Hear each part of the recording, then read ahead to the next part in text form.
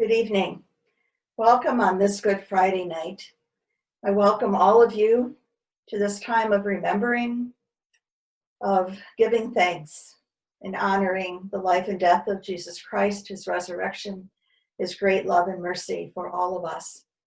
I welcome Deb Sprague from Mount Morris First United Methodist Church and all who may be watching from her congregation. All of those from Bethany who have gathered and from other places, people who have decided to join us in worship tonight. We welcome you and thank you for taking part. I hope that all of you who participated in the prayer vigil last night found it to be a very holy time for you. And I invite everyone to join us for the Easter service, which will begin on our Facebook page at 10:30 with the bishop bringing a worship service and sermon to us for the entire conference. I hope that you will find that to be a meaningful time of worship as well. And now I invite you to listen to or sing along, if you wish, our first hymn, When I Survey the Wondrous Cross.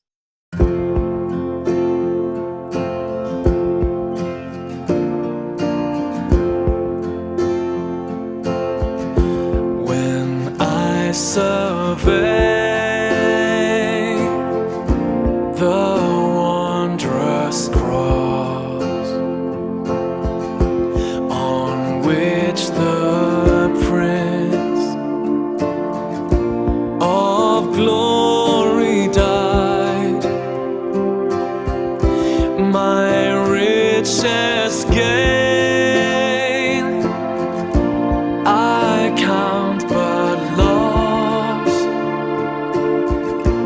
and poor content on all my pride. Forbid it, Lord, that I should boast, save in the death of Christ my God. All the vain things that charm me most I sacrifice them to his blood. See from his head, his hands, his feet,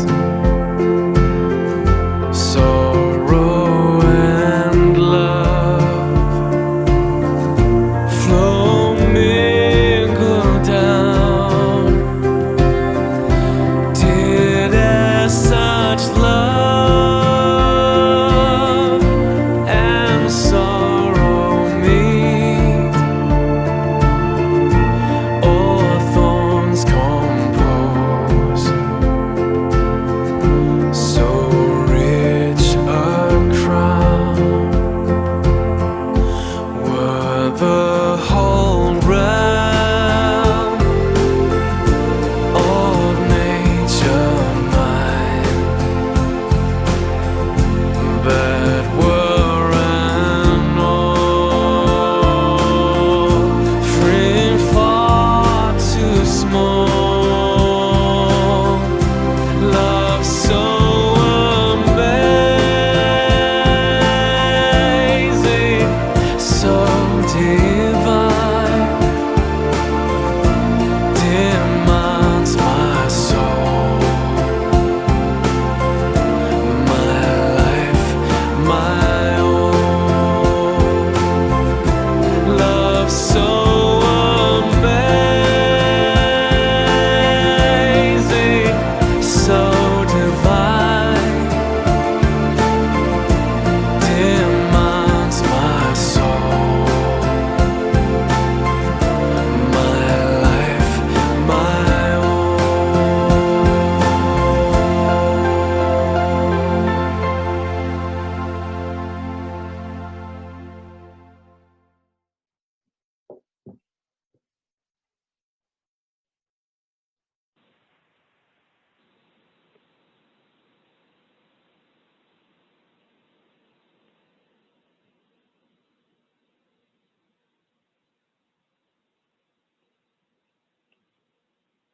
The people walking in darkness have seen a great light.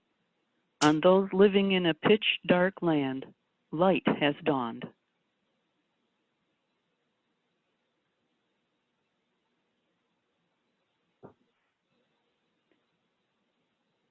In the beginning was the Word, and the Word was with God, and the Word was God, and the Word was with God in the beginning. Everything came into being through the Word, and without the Word, nothing came into being.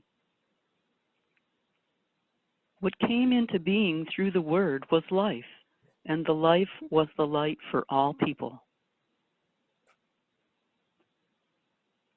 The light shines in the darkness, and the darkness doesn't extinguish the light.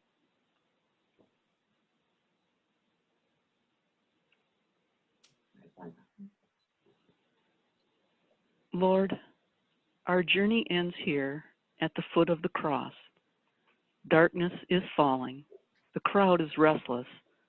Our hearts break as your cries pierce the night. Stay with us, Lord, for we need you close at hand. And when the night is over and the journey continues, give us the courage to stay with you. Amen. It was a different kind of Passover, to say the least. I remember right when we sat down, Philip leaned over to me and he whispers, "Hey, Thomas, I feel like something special's gonna happen tonight." I looked at him. I said, "I doubt it." I was wrong. Jesus got up from the table. He walked over and grabbed a basin of water and a towel. And I remember at the time thinking to myself, what's Jesus doing with the foot water? You know, I doubt he's going to wash somebody's feet. I was wrong. He knelt down and began to wash Bartholomew's feet. Bart just sat there. He didn't say anything. He didn't move. None of us did. Jesus finished and went on to James and Andrew and the rest of us. I remember at the time thinking, this is so strange, yet wonderful. And then I thought, I doubt anybody's going to say anything right now. I was wrong. You know who broke the silence. Peter.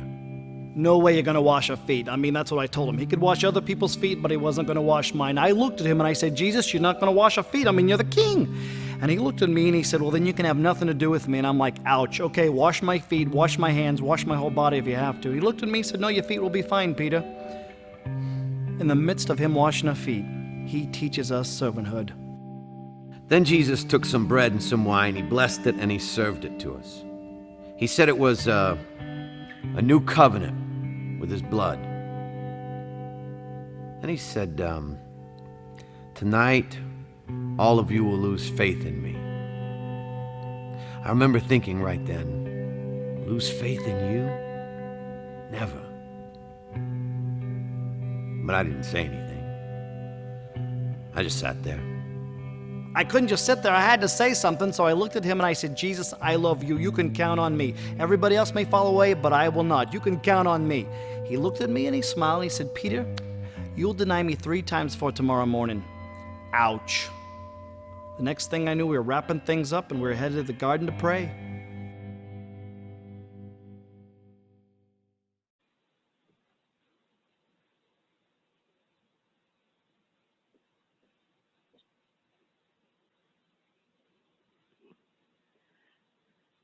Then Jesus went with his disciples to a place called Gethsemane. He said to the disciples, stay here while I go and pray over there. When he took Peter and Zebedee's 2 sons, he began to feel sad and anxious. Then he said to them, I'm very sad. It's as if I'm dying. Stay here and keep alert with me. Then he went a short distance farther and fell on his face and prayed, my Father, if it's possible, take this cup of suffering away from me. However, not what I want, but what you want. He came back to the disciples and found them sleeping. He said to Peter, couldn't you stay alert 1 hour with me? Stay alert and pray so that you won't give in to temptation. The spirit is eager, but the flesh is weak. A second time he went away and prayed, My Father, if it's not possible that this cup be taken away unless I drink it, then let it be what you want. Again he came and found them sleeping. Their eyes were heavy with sleep.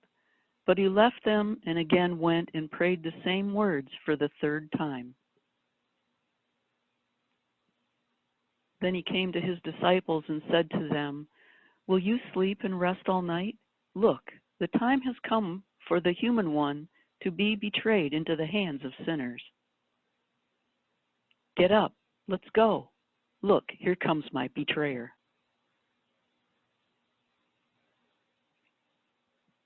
Please join in singing or listening to our next hymn, Go to Dark Gethsemane.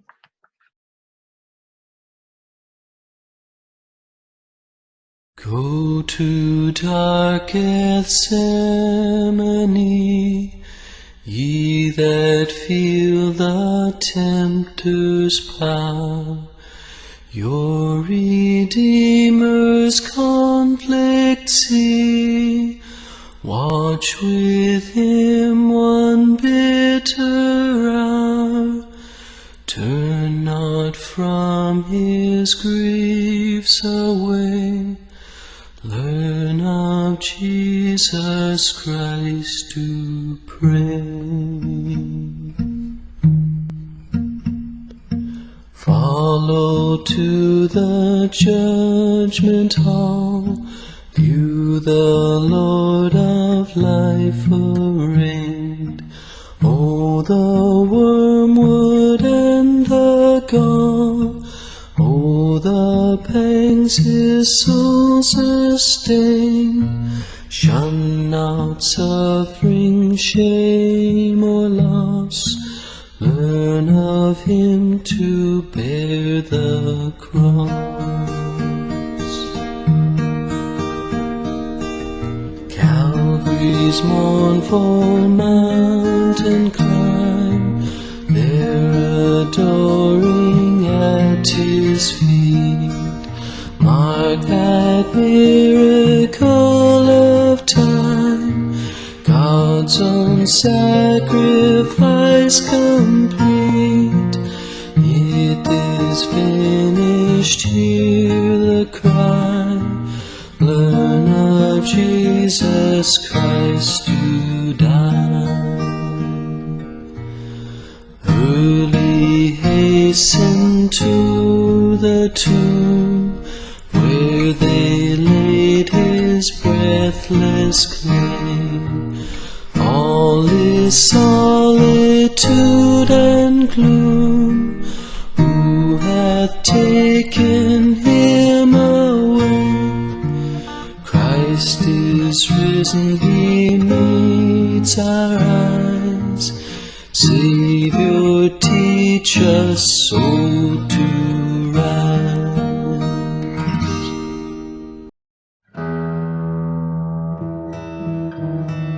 Once we got to the garden, it just got crazy. Jesus asked Peter, James, and myself to go further in the garden with him and pray, and we did. We tried. We kept falling asleep. Jesus kept waking us up. I remember one time he said, the spirit is willing, but the flesh is weak. That's true. It's all a blur. And I think this whole mess got started because of Judas. Did he really think what he was doing was right? There he is. He's the one you want, the one praying by himself. Now the others, they will come up and try to create some scene. But the one that I kiss on the cheek, that's the one you want. Now 30 pieces of silver, right? That's what we agreed upon? 30 pieces. Forget about the rest. The one that I kiss on the cheek, that's the one you want. A kiss? Judas betrays Jesus with the kiss of a friend? And then it got crazy. Peter grabs a sword and he cuts off this guy's ear. And Jesus just reached down and picked it up and put it right back on the guy's head, as if nothing had happened. And then they took him. I'd love to tell you that we fought for him, but we didn't. Everyone ran. I ran.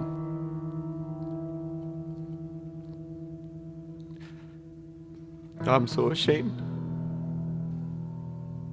What have I done? What have I done? Was I so stupid to think that I've killed him? I've killed him. I've crucified Jesus.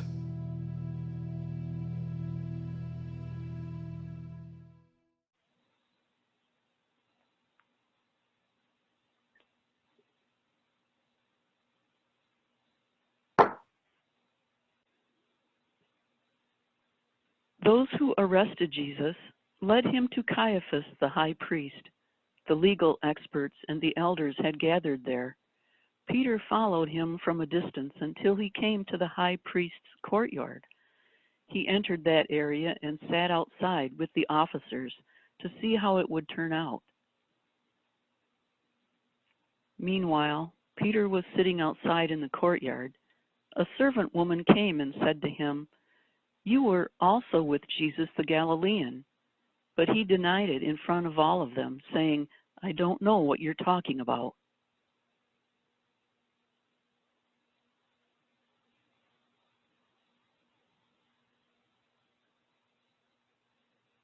When he went over to the gate, another woman saw him and said to those who were there, "This man was with Jesus, the man from Nazareth."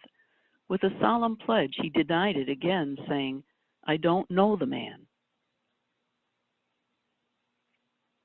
A short time later, those standing there came and said to Peter, "You must be one of them. The way you talk gives you away." Then he cursed and swore, "I don't know the man." At that very moment, the rooster crowed. Peter remembered Jesus' words, "Before the rooster crows, you will deny me 3 times." And Peter went out and cried uncontrollably.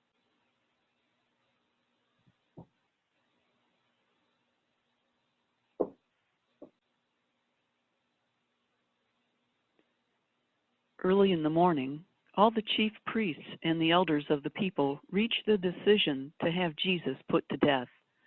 They bound him, led him away, and turned him over to Pilate, the governor. Jesus was brought before the governor. The governor said, "Are you the king of the Jews?" Jesus replied, "That's what you say." But he didn't answer when the chief priests and elders accused him. Then Pilate said, "Don't you hear the testimony they bring against you?"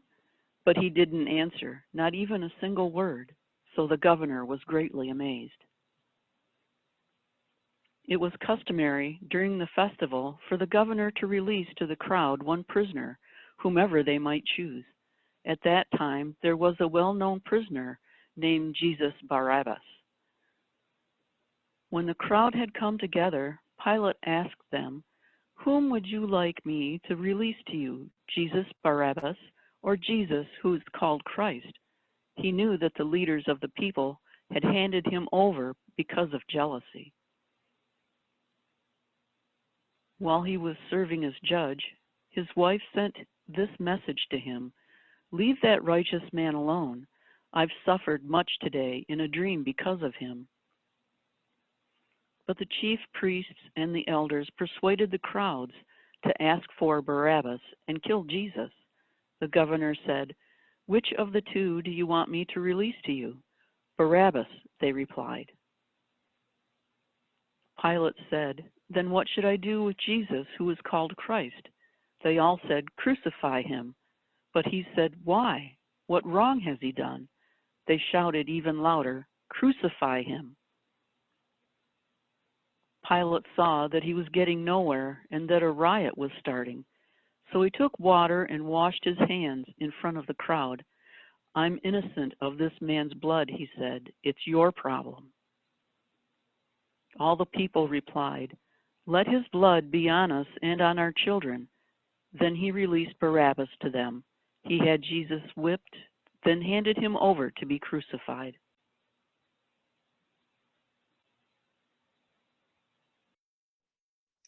Please join in singing or listening to our final hymn, O Sacred Head Now Wounded.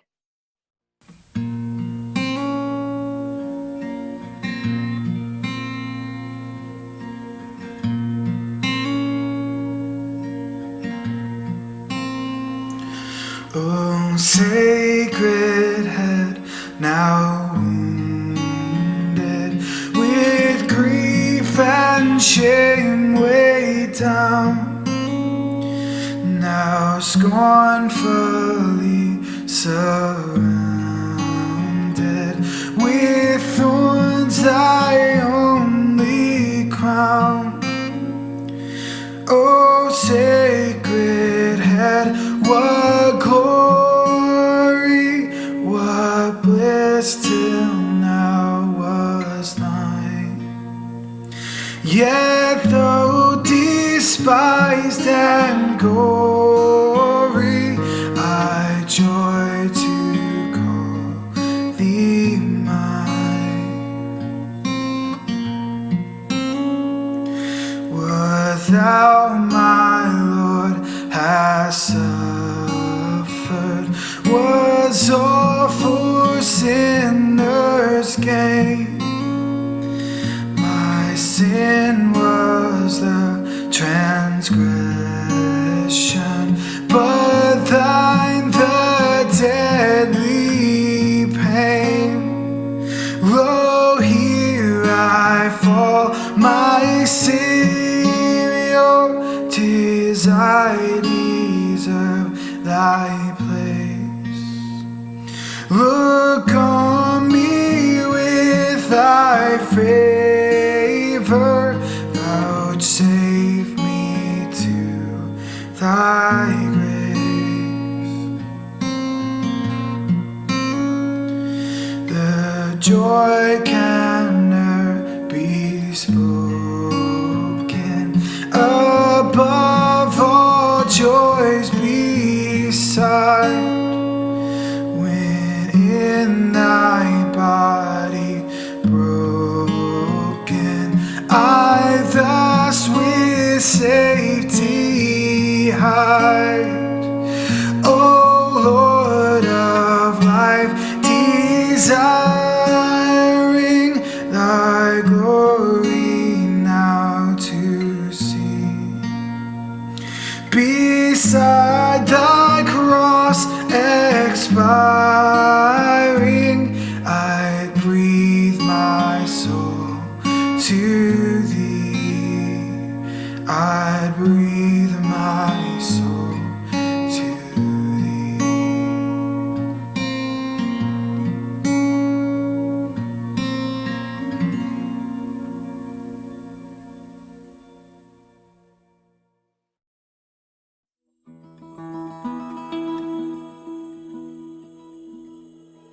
I crucified Jesus. It's what the crowd wanted, and that's what they got. And personally, I don't feel like that man did anything to deserve that, but I was just a soldier doing my job. When the governor gave his sentence, that's when I would go to work. I loved that job. I felt like I was administering justice every time I nailed someone to a tree. But that man didn't deserve that. Didn't make sense to me. It makes no sense. There I was, rotting in a jail cell for stealing, murdering. You name it, I've done it. And I knew the next time I stepped foot outside that jail cell, well, and that was it. So the guards, they came and got me, and they put me beside this guy that was beaten to a pulp. Then Governor Pilate started asking the crowd, which one of these men do you want me to set free? I mean, it was obvious. I mean, the crowd, they're going to say, let Jesus go. And then I was going to tell them where they could go. And then the crowd, they started chanting Barabbas. I mean, they were saying my name. They were saying my name over and over and over again. The guards, they threw me to the crowd, and they took Jesus to Golgotha. I mean, one minute I am a man marked for death, and then the next I'm free. It made no sense. So I followed him all the way to Golgotha. I was stationed at Golgotha that day. We just raised the second criminal when they brought him to me. I'll never forget the way he looked. He'd been beaten, spit on, whipped. He was unrecognizable as a man. Hideous. What was left of his clothes were stripped off of him, and he was thrown down on the cross. That's when I went to work. Generally, when you crucify a man, the first hand is the most difficult. The criminal wants to get away, he fights you. So I would have 2 soldiers hold him down, but this guy, he didn't put up a fight. I just thought he was exhausted. As an executioner, I've been called every name in the book. I've had men yell at me, plead with me.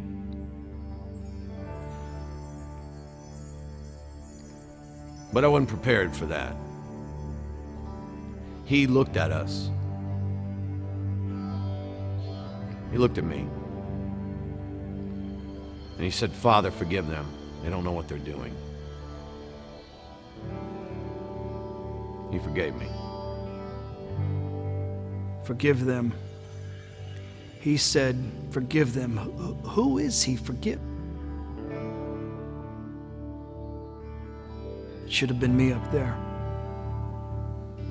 I was the one that was supposed to be hanging on that cross. He took my place. Then I looked up, and I remember he took a deep, agonizing breath, and he said, "It is finished."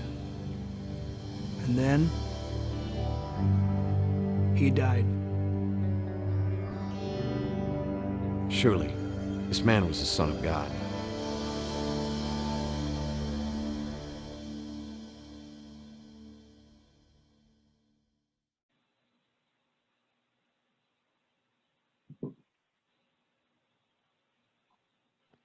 We don't gather for worship in the evening very often.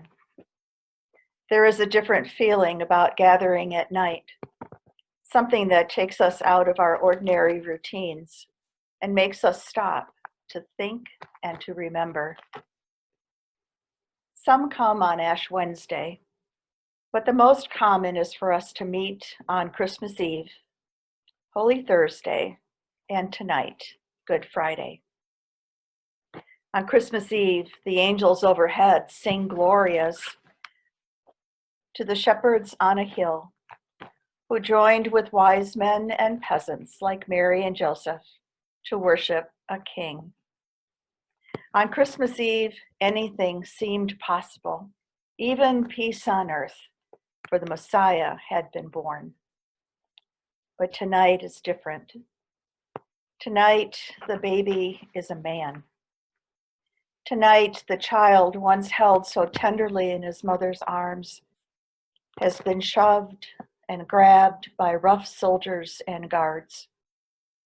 Tonight, his once soft skin is bruised and bleeding, his body beaten, slapped, whipped, and pierced. The angels whose Glorias sang and rang across the earth watch silently now from the heavens, ready to rescue him if he but would speak the word. But he did not speak it. Tonight, the one worshipped as a king has been mocked and crucified as the King of the Jews. Tonight, the impossible happened. The one who came to bring peace has suffered all the cruelty and violence humanity can muster. Tonight, the light of the world was extinguished. Mercy gave way to fear. Truth was overcome by power. Love killed by hate.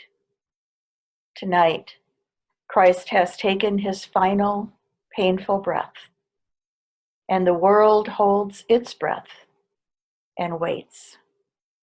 Amen.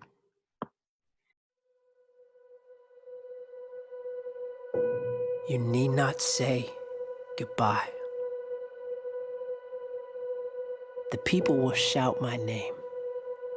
Pilate will tell them there's nothing I've done to deserve this, but they will refuse. Pilate will stand me beside Barabbas, a murderer, and they will choose him over me.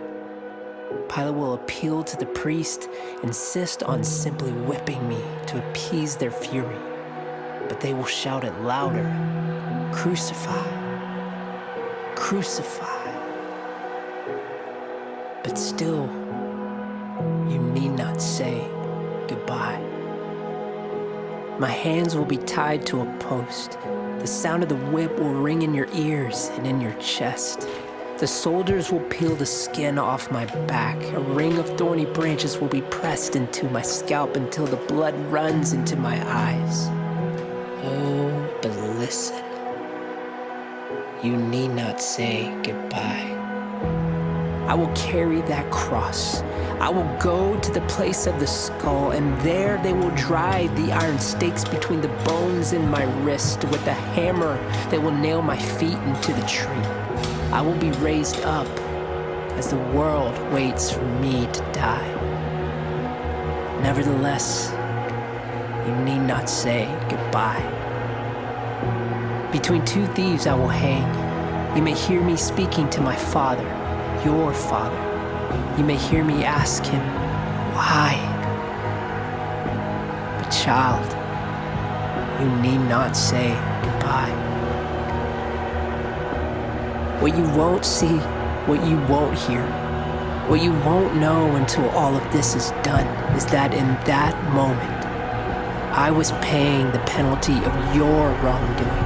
Every wrongdoing, every mistake, every act of envy, every word of hatred, every moment of violence and greed and spite, every selfish desire, every lustful thought, every moment of weakness and weariness, all the failures of human history will be in my hands and on my head. On that cross, I will suffer the wrath that was destined for you. Every guilty verdict fallen on me. Your punishment will be paid for in my blood, and it will be enough. I will die on your cross. I will let out a final sigh. Know that I have loved you, and you need not say goodbye.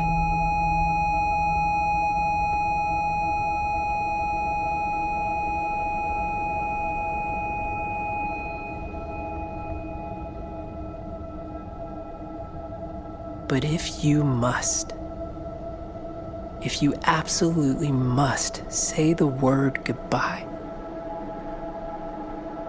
then say it like this. Goodbye, fear. Goodbye, sorrow. Goodbye, rejection. Goodbye, shame. Say it like this. Goodbye, guilt. Goodbye, condemnation. Goodbye, all the regrets of the past. Look up at the cross and speak the words. Goodbye, addiction. Goodbye, chains. Goodbye, hopelessness. Right here in this place, say it aloud. Goodbye, captivity. Hello, freedom.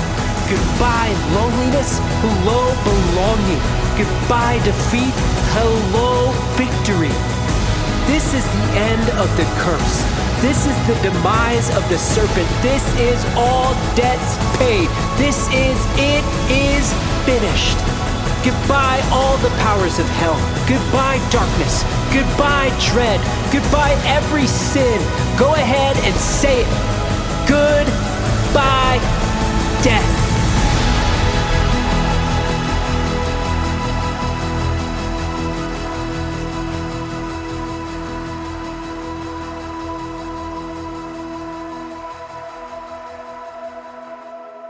Speak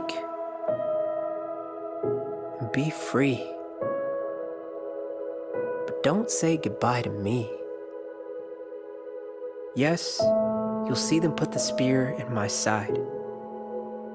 But remember, it's only Friday, so you need not say goodbye.